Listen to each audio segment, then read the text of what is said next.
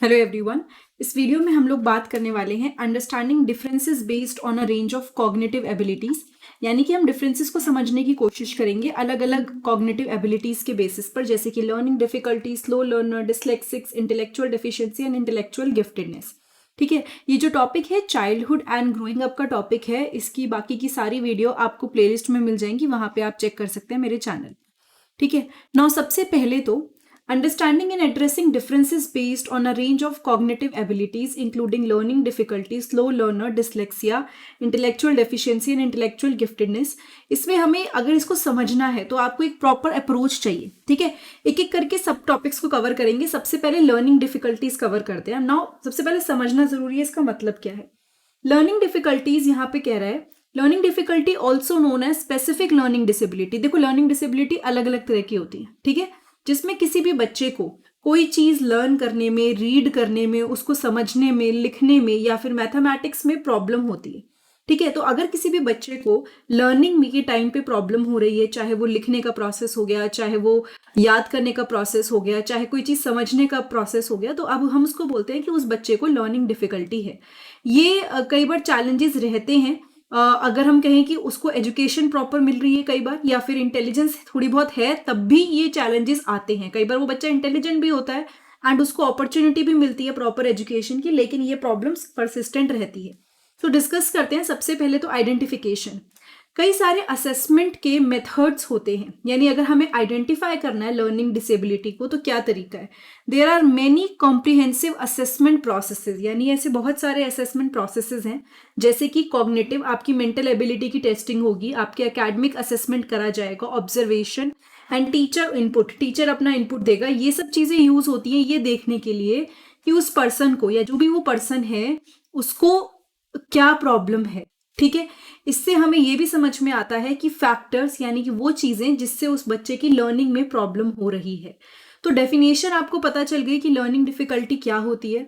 उसको आइडेंटिफाई करने के लिए there are many kind of assessment test होते हैं, जैसे कि एकेडमिक असेसमेंट्स हो गए, कॉग्निटिव यानी मेंटल हेल्थ को चेक करने के लिए। मेंटल हेल्थ मतलब कि उसको कहीं प्रॉब्लम किस वजह से आ रही है लर्निंग की, उसको ऑब्जर्व किया जाता है या टीचर अपना खुद का इनपुट देखते हैं, उससे पता चलता है कि क्या चीजें हैं या क्या फैक्टर्स हैं जिसकी वजह से उसको लर्निंग डिफिकल्टी हो रही है।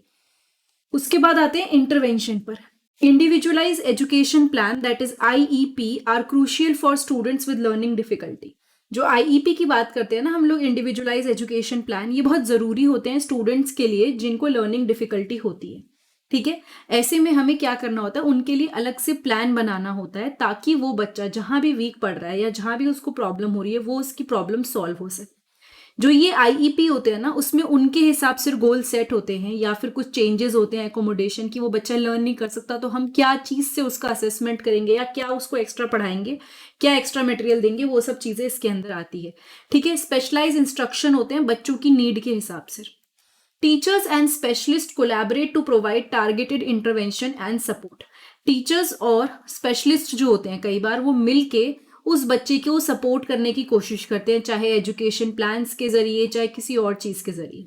ठीक है, strategies, implementing research based strategies such as explicit instructions, multisensory learning approaches and breaking tasks into manageable steps।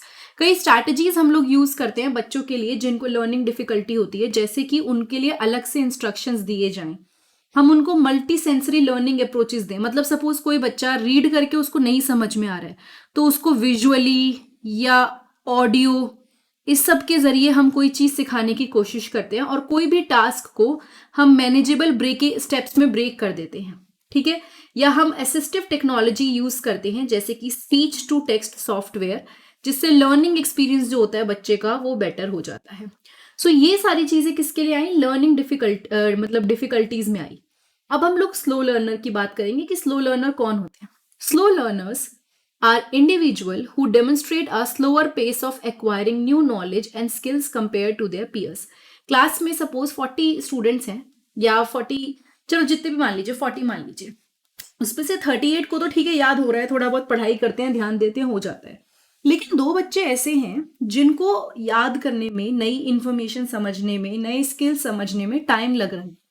वो नए स्किल्स को, नई नॉलेज को गेन नहीं कर पा रहे। ठीक है, तो वो उनको अगर कर भी रहे हैं तो बहुत टाइम लेके स्लोली स्लोली वो लर्न कर पा रहे हैं। Their intellectual abilities might be within the typical range, but they require additional time and support to master concept. यानी उनको मतलब हो सकता है उनकी जो इंटेलेक्चुअल एबिलिटीज हैं या कोई भी चीज़ है वो पढ़ रहे हैं, टाइम दे रहे हैं, लेकिन उनको ना क्या कहते हैं, कोई भी चीज़ याद करने में या किसी चीज़ को समझने में, उस कॉन्सेप्ट पे मास्टरी करने में टाइम लग रहा है ज़्यादा। ठीक है, ऐसे लोगों को, ऐसे बच्चों को हम लोग स्लो लर्नर बोलते हैं। अगेन इसको भी आपको अगर आइडेंटिफाई करना है, टीचर्स आइडेंटिफाई कर लेते हैं अपनी क्लास में पढ़ाते पढ़ाते कि कौन से बच्चे को टाइम लग रहा है समझने में। सो identify slow learner involve ongoing assessment, यानी कि हम क्या करते हैं, स्लो लर्नर्स को कैसे असेस करते हैं, उनको हम देखते हैं कि भाई उनका असेसमेंट लेते हैं, उनकी एकेडमिक प्रोग्रेस। और टीचर तो जो अपनी क्लास में पढ़ाते हैं ना, उनको आइडिया होता ही है कि उनकी क्लास में कौन से स्लो लर्नर है। ठीक है, उनका लर्निंग का जो पेस है वो ग्रेड लेवल एक्सपेक्टेशन के साथ मेजर करना, मतलब उनका देखना कि लर्निंग किस लेवल पर हो रही है, कितना टाइम लग रहा है, प्लस टीचर्स की ऑब्जर्वेशन यहाँ पर, इन सब से हम उनको आइडेंटिफाई कर पाते हैं। अब इंटरवेंशन क्या है, कैसे सॉल्व कर सकते हैं ये प्रॉब्लम। डिफरेंशिएटिंग इंस्ट्रक्शन इज की, यानी कि आपको अगेन देखो ये ना कॉमन अप्रोच है जो हर जगह आपको देखने को मिलेगी। अब आप बच्चे के अकॉर्डिंग आप अपने इंस्ट्रक्शंस दोगे।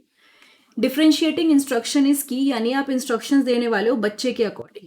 टीचर क्या करते हैं, टीचिंग मेथड अडॉप्ट करते हैं ताकि वो इंडिविजुअल नीड या कोई भी एक्स्ट्रा जो प्रैक्टिसेस हैं वो उनको करवा सके। बच्चों को small activity, small group activity, छोटे छोटे ग्रुप में इन्वॉल्व करके मतलब उनको इन्वॉल्व कर सकें ताकि वो उनको भी समझ में आए बच्चों को कि किस तरह काम हो रहा है यहाँ पे, या कोई भी चीज़ वो सीख रहे हैं, अकेले तो नहीं कर पा रहे, ग्रुप में हम उनके साथ बिठा के बच्चों के उनको सिखा सकते हैं।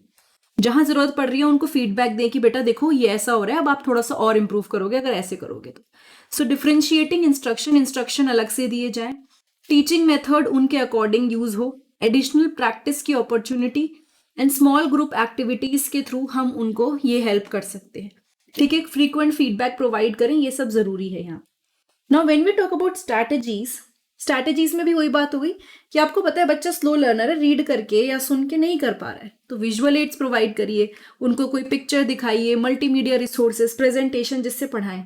ठीक है, उनको हैंड्स ऑन लर्निंग एक्सपीरियंस की, एक्टिविटी बेस्ड लर्निंग की, बेटा आप करके देखो, अगर आपको नहीं समझ आ रहा आप प्रैक्टिस करो, इसको किसी एक्टिविटी के थ्रू करने की कोशिश करो, मतलब आप करवाओगे तो बच्चे को जो चीज़ पढ़ के या धीरे धीरे आ रही थी वो देख के एकदम से ग्रैस्प कर लेते हैं।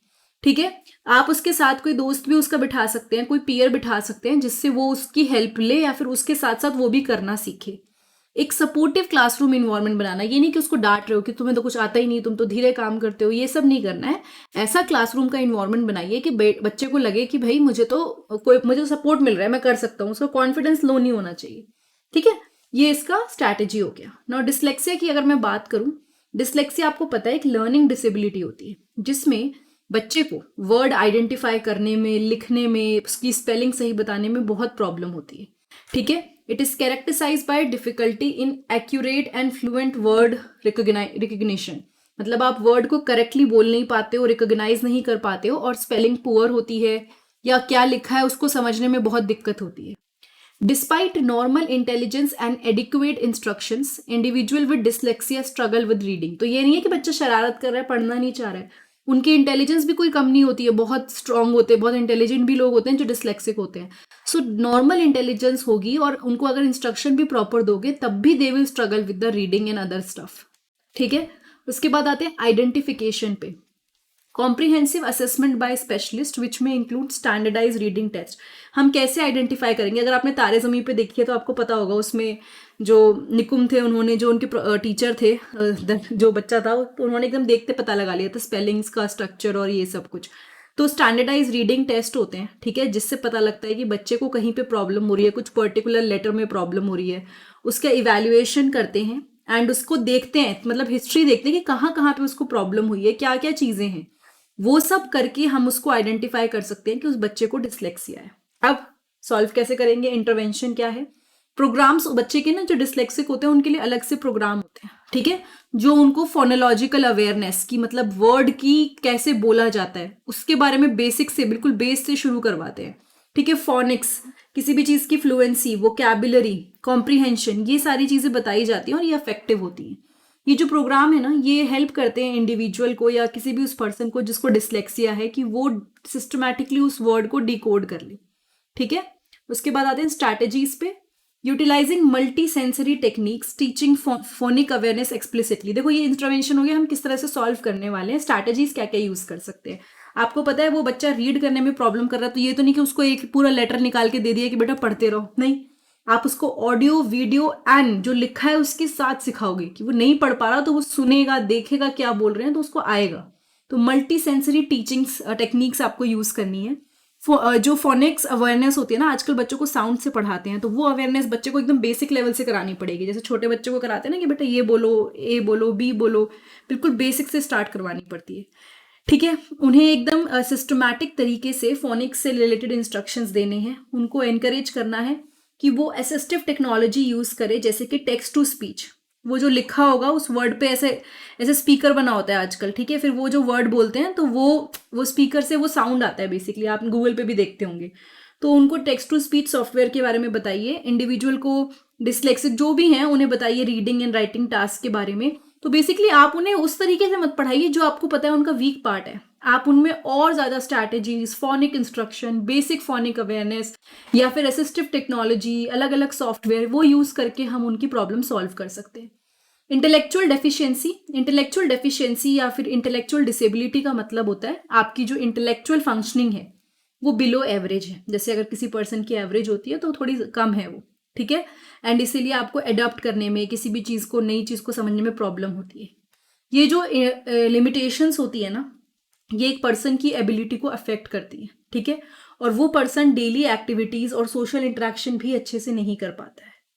आइडेंटिफिकेशन, इसके प्रॉपर क्लिनिकल असेसमेंट होते हैं जिससे पता चल जाता है आईक्यू और इंटेलेक्चुअल डिसेबिलिटी के बारे में, ठीक है। ये साइकोलॉजिस्ट एंड स्पेशलिस्ट कंडक्ट करते हैं, प्रॉपर जो ऑथराइज्ड होते हैं, एंड इससे असेसमेंट से आइडिया लग जाता है कि बच्चे की कॉग्निटिव एबिलिटी कितनी है और वो डेली टास्क कैसे हैंडल कर सकता है, ठीक है। Individual with intellectual deficiency benefit from personal centre support plan that address there specific need. आपको पता है कि वो बच्चा इंटेलेक्चुअली वीक है या उसको कोई प्रॉब्लम है, तो आप उसको सपोर्ट करोगे, उसके लिए प्लान्स होते हैं कि क्या क्या करना है, किस किस चीज़ का ध्यान रखना है, और उस प्लान के अंदर उसको बेसिक लाइफ स्किल ट्रेनिंग या फिर कोई भी ऐसे स्किल सिखाए जाते हैं जो काम वो कर सके। मतलब उसका अगर माइंड नहीं इतना डेवलप है या कोई भी प्रॉब्लम है तो हम कैसे वो मिलके अपने लिए एक फ्यूचर क्रिएट कर सकता है, तो उसको ऐसे स्किल्स वगैरह दिखाए जाते हैं, वोकेशनल प्रोग्राम, ट्रेनिंग कराई जाती है, ठीक है। अब स्ट्रैटेजी क्या होगी इस प्रॉब्लम को सॉल्व करने की? Creating structured routine. बच्चे को बेसिक, जिसको प्रॉब्लम होती है ना इंटेलेक्चुअल, मतलब आप कह सकते हो एबिलिटी वगैरह उसकी कम होती है, तो उसको बेसिक सेल्फ केयर स्किल्स में भी प्रॉब्लम होती है, हाइजीन, अपना ध्यान रखना, अपनी चीज़ों का ध्यान रखना। तो उसके लिए स्ट्रक्चर्ड रूटीन बनाना, उसको सेल्फ केयर स्किल सिखाना, हाइजीन बताना, कैसे कपड़े पहने, शू लेसेस कैसे बांधने, ये सब सिखाना। उसके लिए सोशल इंटरेक्शन प्रमोट करना कि वो अपने दोस्तों से या आसपास के लोगों से सोशली इंटरेक्ट करे। अपॉर्चुनिटीज़ प्रोवाइड करना मीनिंगफुल एंगेजमेंट के लिए, ताकि वो आसपास के लोगों से बात कर सके और मतलब उसको आए थोड़ा बहुत, क्योंकि ऐसे बच्चों के साथ प्रॉब्लम ये होती है वो इंटरेक्ट भी नहीं कर पाते हैं, तो इसीलिए वो चीज़ें तो सिखानी ज़रूरी हैं जो धीरे धीरे उनको सिखाई जाती हैं, ठीक है। अब आते हैं इंटेलेक्चुअल गिफ्टेडनेस पे। जैसे वो आपका इंटेलेक्चुअली डेफिशिएंसी यानी कमी थी, यहाँ पे बहुत अच्छी कॉग्निटिव एबिलिटी, एक्सेप्शनल, एवरेज से ऊपर एक्सेप्शनल कॉग्निटिव एबिलिटी होती है जो बियॉन्ड द नॉर्म, मतलब वो लोग गिफ्टेड होते हैं, ठीक है। उनकी या तो क्रिएटिविटी, उनके लीडरशिप, उनकी आर्टिस्टिक टैलेंट या उनकी रीजनिंग बहुत ही अलग लेवल होती है, बहुत ही अच्छी होती है, ठीक है।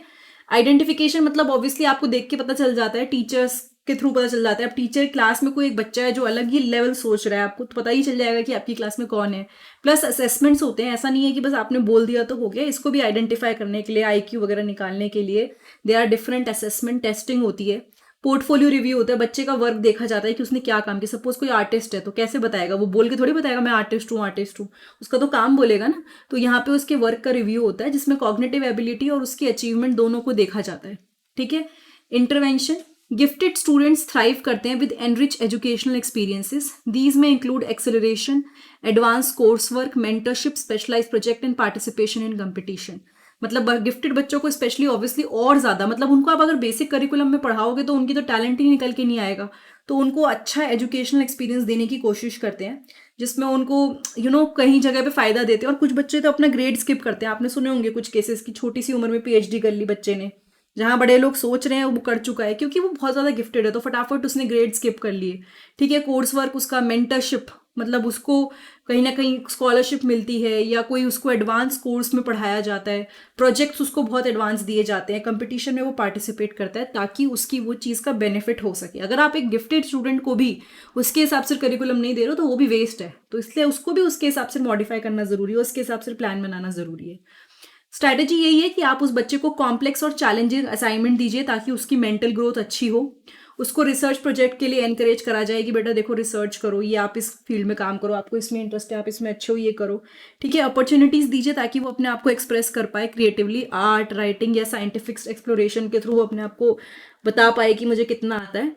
एंड उसके लिए एक लर्निंग इन्वायरमेंट तैयार करना है जो उसकी क्यूरियोसिटी को डेवलप करेगा, उसको नर्चर करेगा। मतलब बच्चा क्यूरियस है तो आप ऐसे लर्निंग इन्वायरमेंट क्रिएट कीजिए कि उसकी वो लर्निंग अच्छी हो, मतलब क्यूरियोसिटी उसकी और बढ़े। ठीक है, और उसके लिए एसेंशियल है कि भाई उसको एक्सप्लोर करने का मौका दिया जाए, मतलब चीज़ों को समझने का उसको ऐसे टास्क दिए जाएं, तभी उसकी वो चीज़ जो है ना, जो गिफ्टेडनेस है, वो यूज़ हो पाएगी। जब आप कॉग्निटिव डिफरेंसेस की बात करते हो तो यहाँ पर एक चीज़ बहुत ध्यान रखना, बार बार रिपीट हुई है, इंक्लूसिव एंड इंडिविजुअलाइज्ड अप्रोच बहुत ज़रूरी है। ऐसी अप्रोच जो उस बच्चे के पर्सनल प्लान जैसी है कि वो बच्चे को जो ज़रूरत है उसके हिसाब से आप उसको पढ़ा रहे हो। और इंक्लूसिव मतलब उस बच्चे को अलग ले जाके नहीं पढ़ाना है, उसी क्लास में, उसी माहौल में उसको सिखाना है, धीरे धीरे डेवलप करना है उसके अंदर कि कैसे क्लास में बैठना है, क्या करना है। टीचर, स्पेशलिस्ट, पेरेंट, कम्युनिटी, सबको साथ में काम करना पड़ेगा, तभी ये पॉसिबल हो पाएगा। और जब आप ये सब चीज़ें देख रहे होते हैं ना, तो सिर्फ अकेडमिकली नहीं, कई बच्चों के लिए आपको सोशो इकोनॉमिक नीड्स भी उनकी पूरी करनी होती है। उनके लिए एक ऐसा इन्वायरमेंट तैयार करना होता है कि वो अपना फुल पोटेंशियल अचीव कर। ठीक है, ये जितनी भी चीज़ हुई ये आपकी हुई, sorry, this is about your cognitive, जितना भी कह सकते हो, स्किल्स हो गए, वेरियस डिफरेंसेस हो गए। ये topic childhood and growing up का है। इसकी बाकी की सारी वीडियोस आपको प्लेलिस्ट में मिल जाएंगी, वहां पे जरूर चेक कर लीजिएगा। वीडियो अच्छी लगी तो फटाफट से चैनल को सब्सक्राइब कीजिए, वीडियो को शेयर कीजिए, लाइक कीजिए। कोई चीज़ नहीं मिल रही है तो कमेंट करके बताइए। Thank you so much.